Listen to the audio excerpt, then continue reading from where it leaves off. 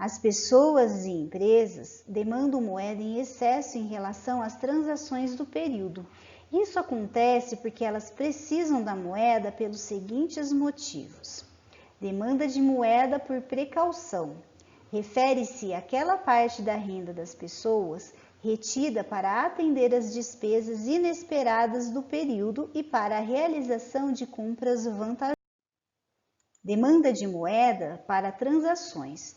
Como os recebimentos e pagamentos não acontecem ao mesmo tempo, as pessoas precisam reter moeda para pagar as suas despesas. Inclui despesas do período como alimentação, matérias-primas, aluguéis, luz, água, entre outros.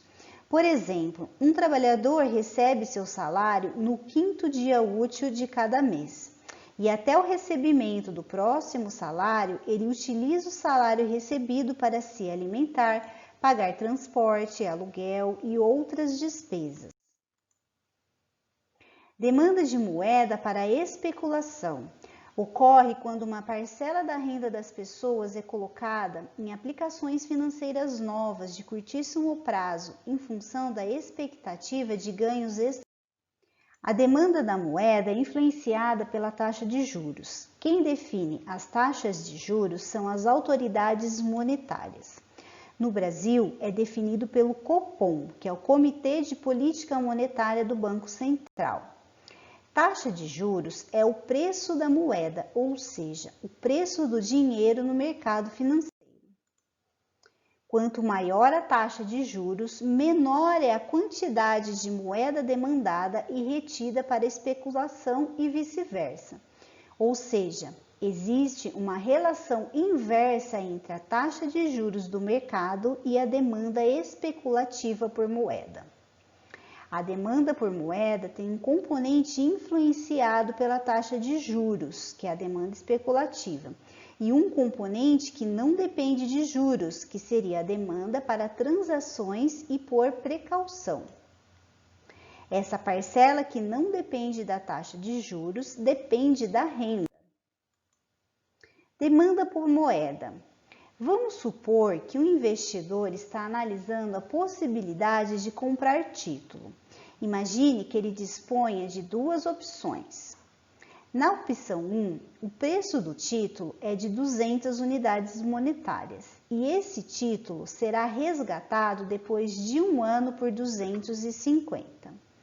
Na opção 2, o preço do título é também de 200 unidades monetárias, mas ele será resgatado depois de 1 ano por 300 unidades monetárias. Nesse caso, parece óbvio que a opção 2 é a melhor alternativa. Mas por que isso acontece?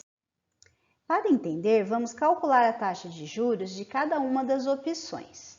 A taxa de juros da opção 1 pode ser calculada subtraindo do valor final o valor que foi aplicado e dividindo esse resultado pelo valor aplicado.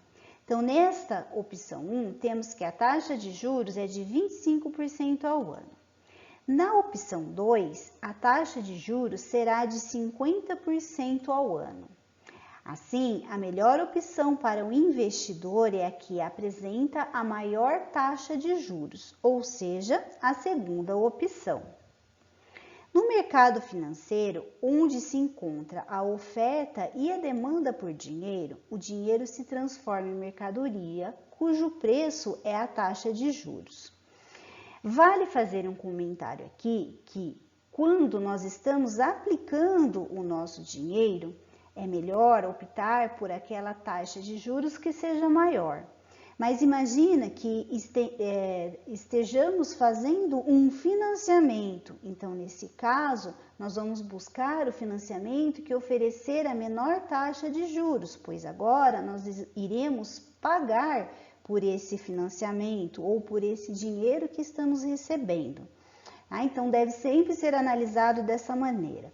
Quando a gente vai fazer uma aplicação, devemos optar pela maior taxa de juros. E quando nós vamos fazer um empréstimo, ou seja, nós vamos pagar juros, a melhor opção seria optar pela menor taxa apresentada. Aqui podemos observar o gráfico de demanda por moeda. Então, aqui, ó, no eixo vertical, nós temos a taxa de juros e no eixo horizontal, nós temos a demanda por moeda. O segmento IS, que é esse segmento aqui, ó, no eixo horizontal, ele é a soma da demanda de transação e da demanda por precaução e não depende da taxa de juros. Ou seja, essa demanda por moeda é aquilo que a gente vai utilizar para sobreviver. Então, seria a compra de alimentos, o pagamento de aluguel, de escolas, enfim. E mais aquilo que a gente deixa como reserva para quaisquer imprevistos. Já a partir desse ponto S, a demanda ela é influenciada pela taxa de juros, correspondendo à demanda especulativa. Podemos entender que a demanda de moeda por transações e por precaução não depende da taxa de juros, e sim da renda de cada um. Já a demanda especulativa, ela vai depender da taxa de juros. Então, notem, ó, que quanto for maior a taxa de juros, menor vai ser a procura pela moeda, ou a demanda pela moeda. E quanto menor a taxa de juros, ó, maior vai ser a procura pela moeda.